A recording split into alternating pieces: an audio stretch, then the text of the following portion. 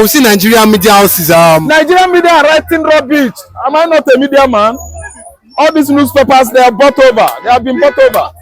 The government has bribed them. Are you telling me that Punch is writing good? So they are changing the narrative. Punch is not writing. They are changing their narrative. Okay, they are changing their narrative gradually now. When the negotiation will go finish, we finish. Nnamdikanu will do what? Come out and have press conference. That is when all the media houses will know what transpired. Hausa is the biggest tribe in the north, and I'm telling you that the Hausas are agitating for Nnamdikanu's release. It's only the Fulanis that are not in good term with their conscience.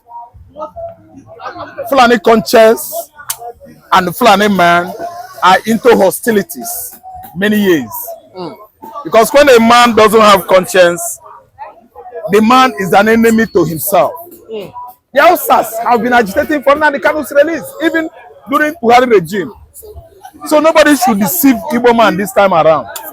The Hausas are not the one. It is the Fulani elite. They don't want it because they know that Nnamdikanu is the one that opened their yanch in Nigeria. Hausa, original Hausa tribe, they have begun to understand themselves, where they came from, how they run into what? One chance vehicle that is boggling all their resources in the north, boggling all their political rights and structures in the north, how they enter into one chance that brought them into this kind of oppression, marginalization by their Fulani counterparts. So the elders in the north, if anybody should blame them, they should only, they should try to retract from doing so. But blame the Fulani oligarchy in the north. They are the people that mounted on the Hausas and steer them, drive them anyhow. The Hausas are the horses. The riders, Fulani, they ride Hausa left and right. Hausa has no political structures in the north. They are structureless politically. Hausa has no say. Hausa are just floating on the air in northern Nigeria. Fulani has occupied virtually all the political structures in the north are being controlled by the Fulani oligarchs or hegemony. The Hausas are the errand boys, the slaves on their hands. The Kanuris, the slaves, they are slaves on the Fulani hands. Even the Baris and the Nupes. So I'm trying to tell you that you should rescind, you should refrain from saying the northern elders. The northern elders. Why? No, not the northern elders. Fulani elders. Fulani witches and wizards. The problem we have in Nigeria. Fulanis are the one which hunting Nigeria till date. From 1804 till date. When they tried the most to kill everybody, they succeeded in killing everybody there and mounting on the houses. Then on their way to Mid-Belt, they were interrupted by Ata of Egala, the paramount traditional chief, royal father in Nigeria, number one. Through Ottoman Danfodio, he interrupted the spread of Islam from Borno State down to the former Benue State. That was where he punctuated the spread, the growth of Islam in Nigeria 200 and something years ago. And do what? Thoroughly enrouted the Fulani conquest. The Fulani conquest could not prevail on the Borno, Idris Saloma, and most of them in Kanuri axis. That's not eastern Nigeria. They marched towards the Midwest, where Ato of Igala did a very good work that is blessing everybody from that Mid-Belt to think like Christians, to reason like human beings, to the southeastern Nigeria. So let me tell you, the issue of Nnamdikanu, I see federal government doing the needful. They have been asking for negotiation over the years. This is the 37th. This should be the 37th month of Nnamdikanu's incarceration in the DSS facilities. And today we've seen a situation whereby Nnamdikanu's counsels, that is his legal team, have been, negotiating with the federal government bench of lawyers. This time around, they are going to, have a truce, sort of. And we are waiting for the sealing. When they should seal that negotiation, the whole world will know the aftermath of what has, been transpiring for over how many days now. Let nobody ever vomit it from his mouth that Nnamdikanu is the one seeking for negotiation. It is a lie. Federal government did. But we see Nigerian media houses. Nigerian media are writing rubbish. Am I not a media man? All these newspapers, they are bought over. They have been bought over. Federal government has bribed them. Are you telling me that Punch is writing good? So they are changing the narrative. Punch is not writing. They are changing their narrative. Okay, they are changing their narrative gradually now. When the negotiation will go finish, Nnamdikanu will do what? Come out and have press conference. That is when all the media houses will know what transpired. So we must be very, very patient and wait until the D-Day comes. We will know the two parties, which one is male or female. Nnamdikanu did not beg anybody for negotiation.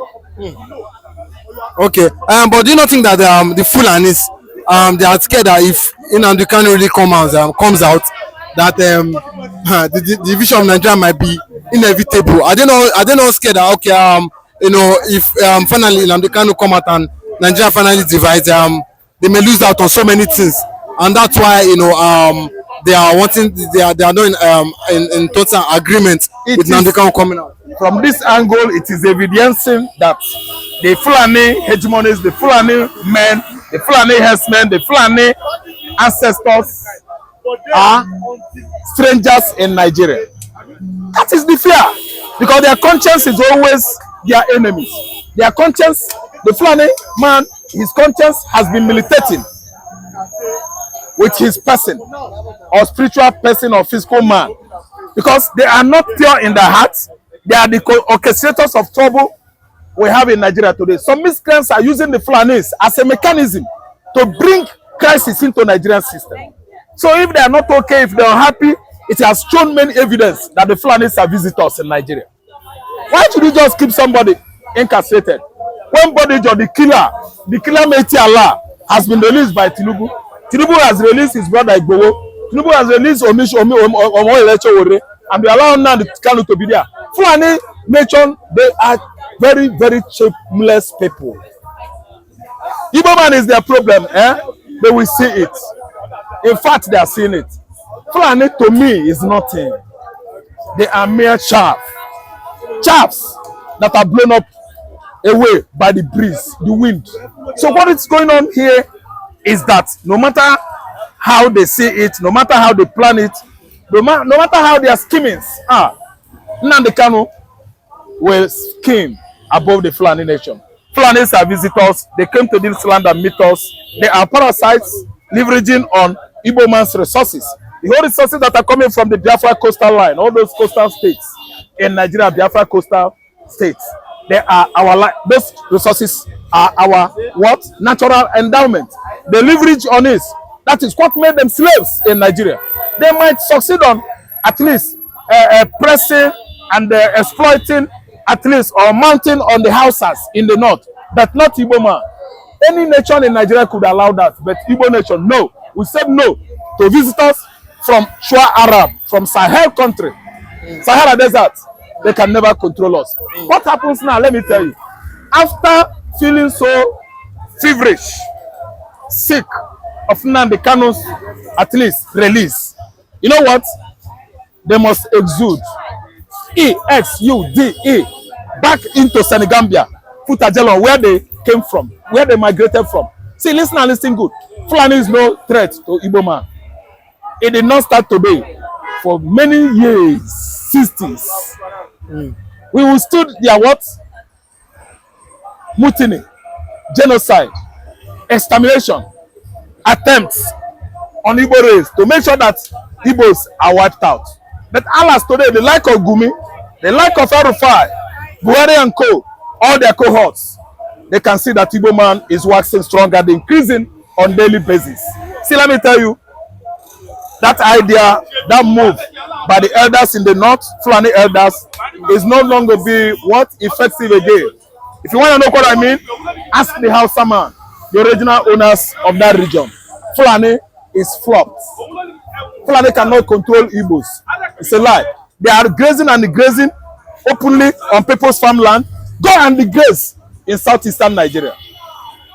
I don't even mind that Governor Mba of Enugu State has signed free grazing, so that Fulani will be grazing on the farmland in Enugu State. Good, but it's not in Igbo land. But tell me, I try one thing. As they are grazing there, who are the majority in the southeastern Nigeria? Oga, there's not going to be enough space for Fulani herdsmen to thrive on that kind of business of destroying people's farmland in Igbo land. So whatever happens, we are going to make sure that we are going to at least withhold the chalk of Fulani spate of encroachment on southeastern Nigeria farmland. I'm telling you, it is not possible. Okay. Many that are annoyed over this Biafra of 18, they must all go down and die. Ekpa is saying that they want to kill him. Yes, that their plan is to come to Finland to kill him. And I'm telling the whole world, even I'm telling Ekpa himself, that what he is doing is good. Ekpa is doing the right thing. And there would never a time in history of the world a freedom fighter was get killed. Are you listening to me? Again, Finland, I know, will never ever hand him over. Finland will never, because he has not violated any international law. Simon Ekpa is not a criminal, he's an agitator. What Ekpa is doing, the Finland as a country was doing it before, when they were under USSR in 1956, 1950s. They succeeded. Emancipation of Finland, like Biafra is fighting now, was in 1956. So anybody that is against Biafra will die, and Biafra will come. It is a must. Many that are annoyed over this Biafra of 18, they must all go down and die. Finland succeeded. Finland emancipated in 1956 out of Russia, USSR. That was during the era of Cold War. Cold War between America and the USSR. So I don't see Simon Ekpa being assassinated by anybody. It is not possible. Nigeria has never finished handling insecurity in Nigeria, let alone going to orchestrating security in Finland. This government sabi lie. This government, they sabi lie. Yes, Ekpa himself that is saying they are this. lying. It's Ekpa that is saying this. Oga, Finland can never allow anybody assassinate Ekpa. Finland can never allow Nigeria to come and what? Encroach in their region, in their country. Orchestrating security is a lie. Nobody is going to get him. Already they are looking for him. We know. Simon Ekpa even knows that they are looking for him. So, but they will never succeed on killing him. Nobody can kill Biafra. Nobody can kill Ekpa. Nobody can kill Nnamdikanu. Biafra must come. Whether Hausa likes it or not, Biafra must come. Whether Fulani likes it or not. It is the Fulani that will go back to Futajelo Highland where they come from. Fulanis are not Nigerians. They should go. We don't want them. They are from Niger, Chad, Sudan, Futajelo Highland. They should go back to Futajelo Highland where they come from. We settle in the southeastern Nigeria as our land. Fulani is not the owner of southeastern Nigeria. Neither they are. And they are not the owner of Yoruba West here either. So what are we saying? Okay, thank you. United States and United Nations has given Tinubu marching order presidency to go and release Nnamdikanu. So that's why they are telling lies. They are not telling Nigerians the truth. That Nnamdikanu is going to negotiate. Nnamdikanu is going to negotiate. It's a lie. When Nnamdikanu comes, he will talk to you. You will understand what happened there. What we are seeing now is lies, lies, lies. Lie. Federal Republic of lie. Federal government of lie. Nigerian government under Tinubu is telling us lies. They don't tell us the truth. Lies every day. Argument in the house of the lawmakers. They have never come out with good policy to benefit you and I. Nigerian lawmakers has never come out with good policy to pay Nigerians salaries, social income, social security, SSI. They have not come out with good law bills to favor you and I, or to give us free university education. No, all they do is to collect, stealing from public fund, stealing money from ordinary Nigerians. That is what we do. That is what the government do. And they are doing all this thing. All of us are looking like Mugu. Because every Nigerian man you see is a Mugu. All of them, they form it that they are expert in 419, advanced field fraudster. We Nigerians, we are this. Oga, we are scammed. Nigerian man is a scammed man. They have scammed us because the country is a scammer country. Oga Chetima, you see now, is living big with his wife and children. A thief. Are you listening to me? Someone that has been accused of Boko Haram and banditry operation in the northern Nigeria, and he has never come out and said, I don't do this. So he still remain there. Committing all manner of crimes. See, federal government of Nigeria will never be devoid of corruption. And all they tell us on daily basis are lies. I don't really understand. My brother, it's a lie. South Africa will never, ever connive with Nigeria to fight Biafra. It is a pathological lie. A lie that flies like ceiling fan. It is a pathological lie. I don't believe. Okay, you don't believe? No. Someone like Abaribe has come and said that Nnamdi Kanu has agreed, for him to be that he has agreed to all conditions that the government will give to him. Do you think he's lying or saying the truth, Abaribe? All I know is that Nnamdi Kanu is not a violent person. Nnamdi Kanu is doing the right job of agitators. Like a peaceful agitator, he has never used gun. He has never invited IPOB members to use guns. The people that were using guns on armed IPOB youths were the federal government of Nigeria. From 2017, it was proven. Many people were killed on the compound of Nnamdi Kanu's father, Igbo, His Royal Highness Israel. See, let me tell you, Nigerian military forces killed Igbo youths, killed Aba youths, killing by youths with gun. Biafrans, agitators, they are not using guns. So any negotiation they are coming up with, I think if Nnamdi Kanu agrees, there are still many dangerous agitators coming behind him. You can never quench the fire of Biafra. Biafra is bigger than everybody. Biafra is bigger than every Igbo man. No Igbo man is bigger than Biafra. If Nnamdi Kanu succumbs to this kind of durex, someone else is going to take up that flag, Biafra flag, and start flying Biafran flag. See, let me tell you, Biafra has come. Nobody can stop Biafra. Agitation of Biafra, the fire is gathering, is aglow. It's like a candle placed on the mountain top. The whole world is seeing it. It illuminates, and it can never go off. Biafra is coming, whether Nigeria likes it or not. Biafra is coming, whether Hausa likes it or not. Biafra is coming. If Igbo is free, Nnamdi Kanu is inside there because everybody is against Biafra.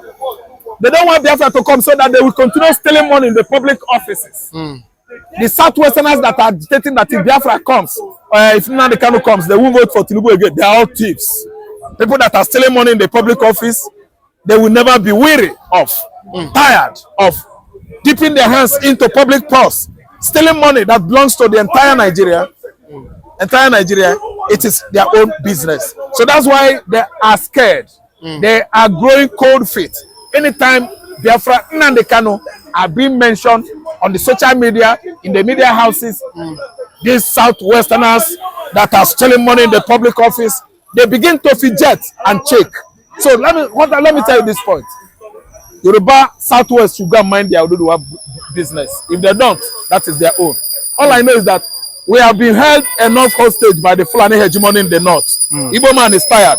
We are agitating for ceding out from Nigeria, and it has become a success. It is a successful song.